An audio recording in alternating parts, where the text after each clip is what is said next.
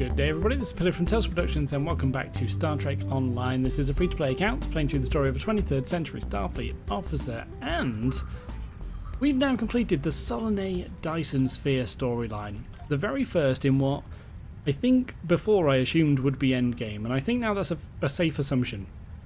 So I'm going to say this is the start of the endgame. Solanae Dyson Sphere is the first sort of max level thing that I'm going to say I've done. Yeah. So I'm moving on to all the other bits. I will do a full playthrough, but how did the Solanae Dyson Sphere go? Stay tuned for my opinions. So I'm going to go through the storyline first then. So I always do the storyline. Now, I feel like I don't want to have any sort of bias based on the previous storyline, if that makes sense. So I feel like going into Wasteland, I was fairly open to new things because the Klingon War lacked tiny bits of cohesion between episodes, and then going into Romulan Mystery I was ready for something good because the Wasteland was an adventure zone, even though I quite enjoyed it, but I was ready to get back into episodic content, so maybe I'm sort of biased based on the last thing I did. And I wonder if that's why I'm so excited about the Solanae Dyson Sphere, because obviously I was quite vocal in criticisms of certain parts of the New Romulus storyline. So, has that influenced my opinion of the Solanae Dyson Sphere? I would like to think no, so I'm going to go ahead and assume that. So, the Solanae Dyson Sphere is an adventure zone type of area done in a much better way. So, you can just travel around and there is a lot to do. Loads of things just pop up around in all of the areas you can go to. There's actually 3 total, but I mean 2 main ones until the second to last episode. And throughout travelling around them, there are so many things that you can just do. It's incredible. That just pop up. Now, I hardly got to do any of them on videos, like in episodes, but I did do a few of them in between, just while travelling between areas, just to see what they were like. And they were awesome. They're just very simple, very quick things that you can just pick up and do. And that's the right way of doing this kind of adventure zone. It also introduced you to each area that you would be able to go around. Now, a couple of times that was a little bit confusing, but once I'd done it a couple of times, I sort of picked up on it. So maybe it's not fair to say that it's the way it's made or the way it's written out or the tutorial introduction that makes it confusing. I don't think that's true. I think once I'd seen a couple of times, then I'd be able to go back and do it. So that's not a problem. I like the way they introduced all of it. There's probably, I mean, I have to bring up something negative. I don't think it's a fair review unless you do it already. So I would say it's probably still a little bit lacking in number of storyline episodes. So if we have a quick look, Sphere of Influence is just an... oh no, wait, Sphere of Influence is incredible. Amazing mission. Now, a lot of people have said that maybe 2 or 3 of the episodes in here are their favourite episodes in the whole game, and Sphere of Influence I'm pretty sure is going to be up there with mine. That was really cool. And anything Iconian, I've always said I'm a massive fan, so that's probably why I love this so much, but Sphere of Influence I'd put at the top of the episodes in my quality list. Circles Within Circles was an introduction, and then Supply Woes was one of those introductions that I was talking about that I didn't really understand, but really I could have done a lot more with it.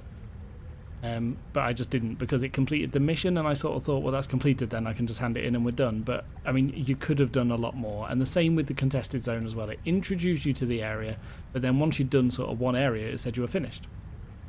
Oh no, sorry, that was the one with the Voth capital ships, wasn't it? But you classed as completing that if someone in the zone at the time completed it. So I didn't get to see a huge amount of what that was. I ended up grouping with a couple of people from the Twitch chat, which was incredible, really good, and they're obviously very well geared and could carry me through it. But I do think anybody at any time could just get a group from within there and do the whole thing. I just didn't get to see much of it, unfortunately, because I didn't do that until a bit later on. But again, another sort of introduction to the zone, but that was done much better than the New Romulus part, I would say anyway. So Sphere of Influence is the only one that's actually a real main storyline thing so far. I'd even say the Omega Standoff isn't a storyline episode because it's an introduction to a battle zone. Again, it's done extremely well though. It is the right way of doing that. It plays you through the battle zone in such a cool way, and that battle zone's incredible. Anytime you get to fight giant dinosaurs, that's a winner for me. So still really good, but not a storyline episode, right? And the same with tower control. Introduced you to a zone, taught you a few things to do, but it is not a storyline episode. Still interesting, still good, well done, but not storyline. A Step Between Stars, incredible, so good. Again, like, the only 3 missions in here that I'm going to tell you are storylines are probably 3 of my favourite missions ever. They are just so well done, and maybe they could do that because of the time that they were allowed to put into it, because the others were just introductions to zones. That's possible. That is possible. So maybe that's the way forward, but fluid destruction again, an introduction to a type of zone with a battle zone, that type of thing, and then surface tension, another storyline mission that was incredible, so good. So yeah, 3 missions in this whole story arc that were actually storyline episodes that followed the sort of, not archetype, that followed the procedures of the rest of the game, basically the methodology of you playing through a storyline through very scripted episodes. Only 3 of them in here. Now, I think the reason that's only a very minor negative is because all of the things that weren't storyline episodes were still done so well. They were Adventure Zone type episodes, but done in a much better way than the other ones we've experienced. So, all in all, that's a massive positive, right? The only tiny negative I've really had to stretch for, I think, there. The storyline, I'm a massive fan of. Anything Iconians, geez, I keep bringing it up, but they win for me. They've got me. They've got me where it counts. So, storyline-wise, I think Solanae Dyson Sphere is not even close. I think, hands down, Solanae Dyson Sphere is ahead of every other one. By far. By far. Ahead of all the others, I would say. I think that's fair. I think that's fair. Maybe you guys agree. Now, I've been bringing up in all of the other reviews the difficulty since the Green Invasion. So, Green Invasion and Borg Advance did some massive jumps in difficulty that I really, really struggled with. Now, I think it's because near the end of Cardassian Struggle, I hit my max rank. Oh no, about halfway through, actually. I wasn't near the beginning. Somewhere in Cardassian Struggle, I hit the max rank. And it started getting much more difficult from that point, I could really tell. And then Green Invasion and Borg Advance seemed really poorly scaled for max level players going into them. It's like it assumed I'd been max level for a whole, I don't know, 8 years or something since the game came out. So it's expecting to have Mark 13, 14 super epic items, when obviously I didn't. I was literally just max. So I had to rebuild a few times and go through them, and the difficulty was a little bit out of scale. New Romulus was all ground combat, so super easy. The only Dyson Sphere, I haven't built specifically for it at any point. I kept saying I could go and do it if needed, but I never had to. It was not difficult, I think is safe to say. Maybe that's because the main combat in 2 of the main episodes, so Sphere of Influence and A Step Between Stars, was all done in ships that they gave you. You didn't have to do it in your own ship, which is quite interesting. So it was only in Surface Tension, where there was actually a storyline with a very scripted battle, that you had to do in your own ship. Quite interesting. But even that, not overly difficult. I died once, but I think that was probably just because I went straight through the middle of a bunch of enemies, didn't I? And I didn't have to. I think I'll have to watch that back. I did die once, and that was probably just a mistake of my own. I don't think the difficulty in this was anything too bad, and I thought I would. I thought I'd really struggle with this, so that was refreshing and good.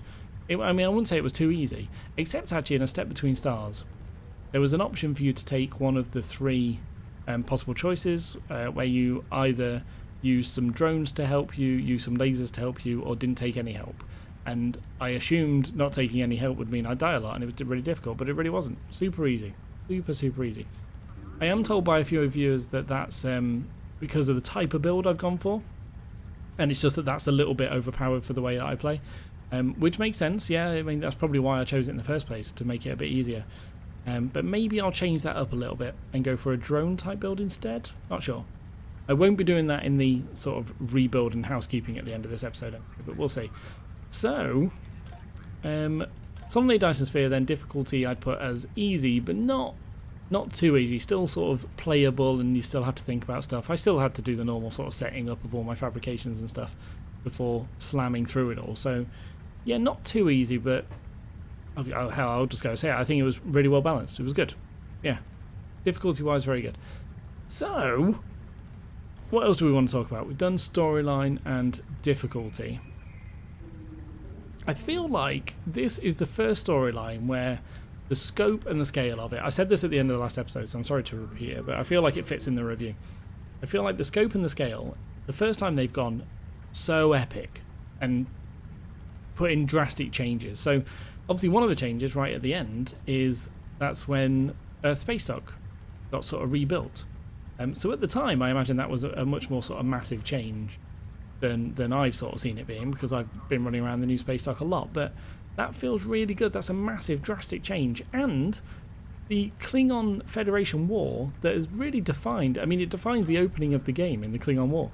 And it defines a lot of this. The storyline of all of these is based a lot around the Klingon and Federation War anyway.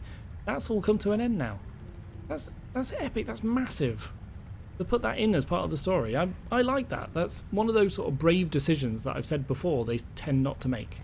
But in this, they made it. Very, very good. I like it a lot. There were a lot of talking to people, getting to know their opinions about things as well. A lot of diplomacy episodes. Again, massive fan of that. I think that was really done well.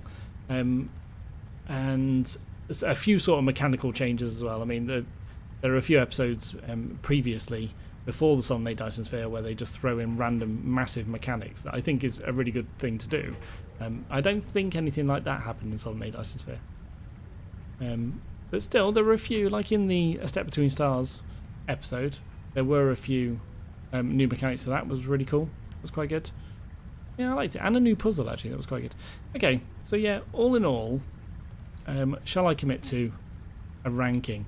Yeah, I'm going to put, not only for storyline, but for absolutely everything, Solanae Dyson Sphere is, at this point, my favourite storyline.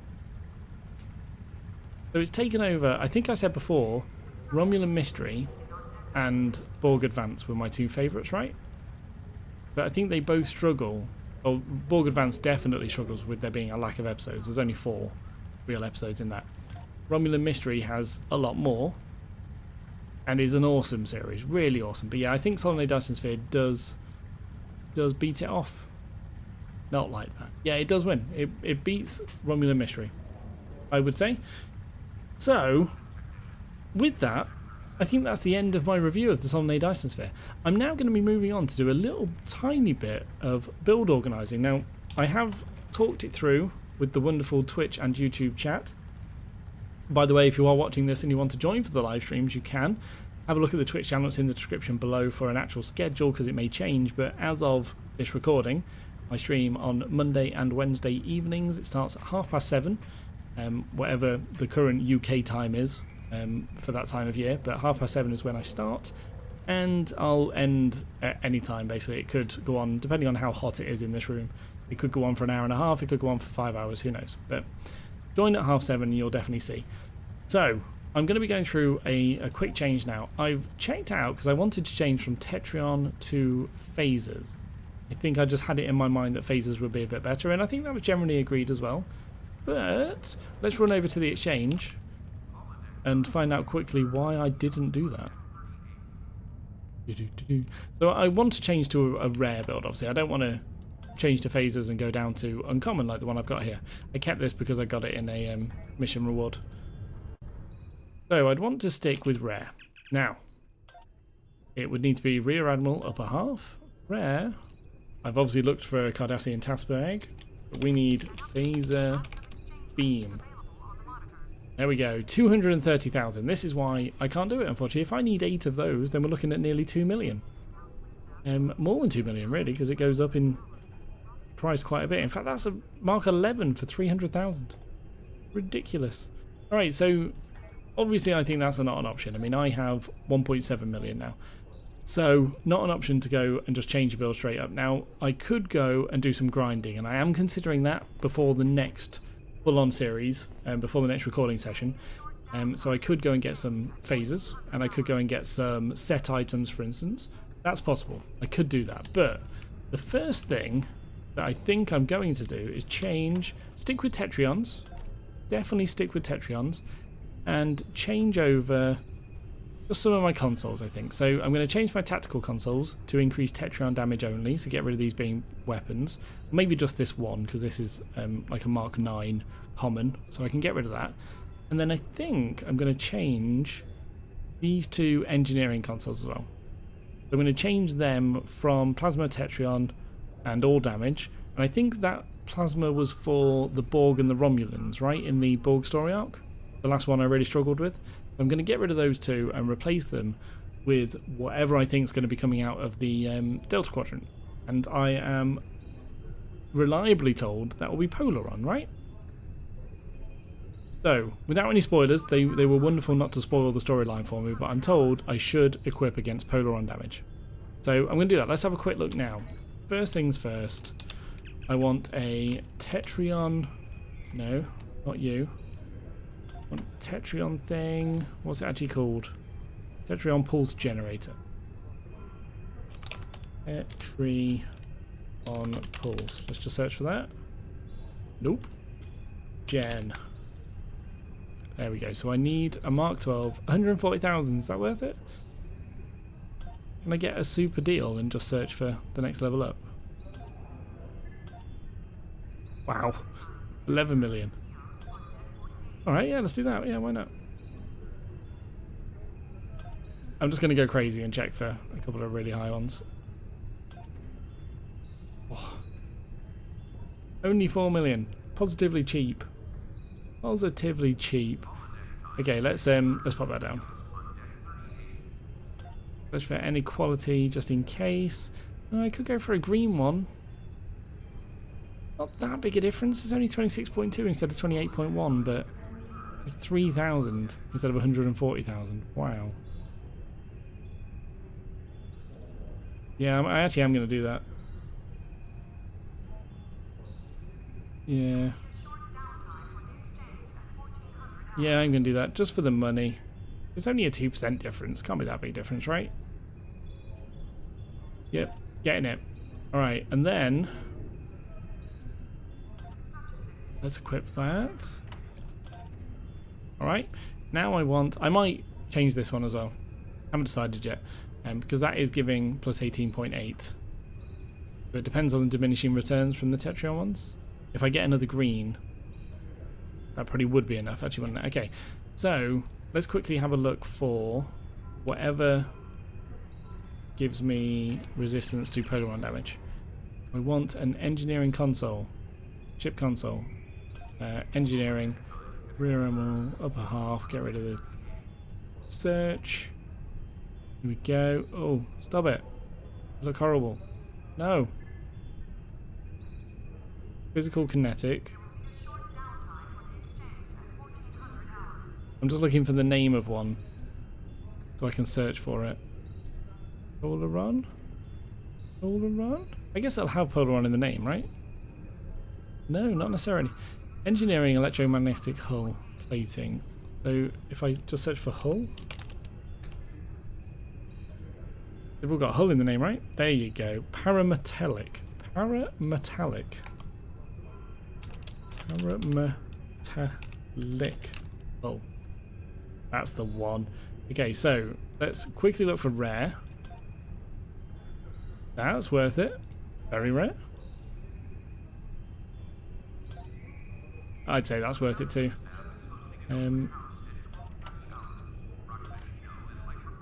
I think that's worth it. Yeah, just 40,000. I'll get 2 of those. Yeah, defos. Done.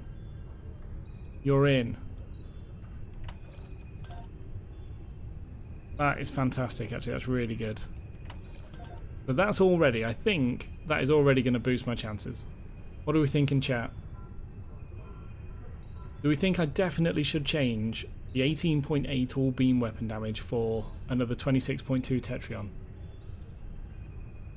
Is the big question.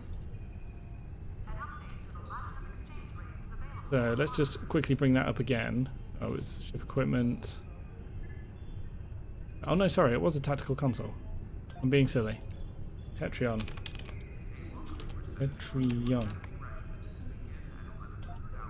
And there was a rare for 100,000. Oh no, the 140,000 for a Mark 12, or an uncommon for 4,000.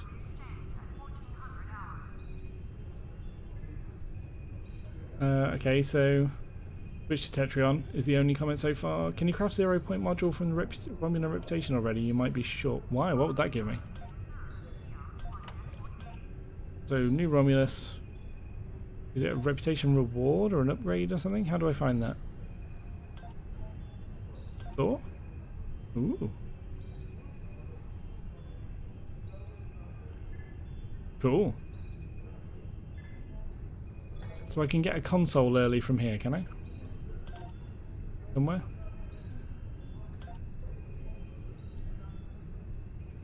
Not sure. Oh, you have to craft it. Okay, I wouldn't know how to do that then. I'll look into that in a bit, but I think for now then, generally it's considered... I think I've got the second tier of New Romulus. I think. Okay, it looks like I'm going for a Tetrion one. I'm sure there's a calculator somewhere where I can work this out exactly, but... Okay, yeah, let's go for a Tetrion. You, not with an F. Hello?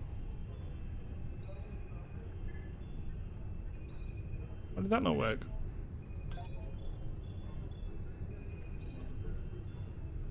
Oh, it's a tactical. Well, how did that get on engineering?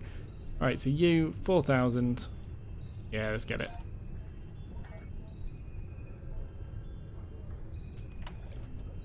Well, yeah, the beam console, like, it depends on the diminishing returns, doesn't it, is what I was thinking. So if the third item only does, like, 50% of the actual amount, then it's actually, we're actually better off having the overall beam weapon. Depends on how much the diminishing returns affects it. Oh, again, I'll probably look into that and fix that. But I think that's all I'm going to change for now then. So off camera, I may change this back to the all beam weapon, depending on the diminishing returns I look into. But other than that, I think this is going to be fairly solid to go into the Delta Quadrant storyline. I am, however, going to do, in the next episode, the Yesterday's War, so the Terminal Expanse. And I've got no idea about damage types in that. I'm going to go into that blind, I think, just with this build and see how it goes. I think that's fair. But before that, I'll do a little bit of research off screen, so just to look into the diminishing returns. But I think we're fine. I think this build looks good. So that is the review of the Solanae Dyson Sphere and a tiny little bit of building. I couldn't look into as much as I really wanted to, because like I say, the cost was just way too much. I know I can look into farming things to change these weapons over, and I will. I'll see what things are out there, see if there's anywhere that drops like a Mark 12 phaser, epic phaser, that I could just redo 8 times. I'll have a look. I'll see what the options are, but for now this will do. This will absolutely do. And it looks like the guys are happy. Cool. Okay, brilliant. Right, so thank you very much for watching. I hope you enjoyed. Hope you are enjoying, and I hope you will enjoy. But honestly, by far, the most important thing is just to look forward to the next episode of Star Trek Online.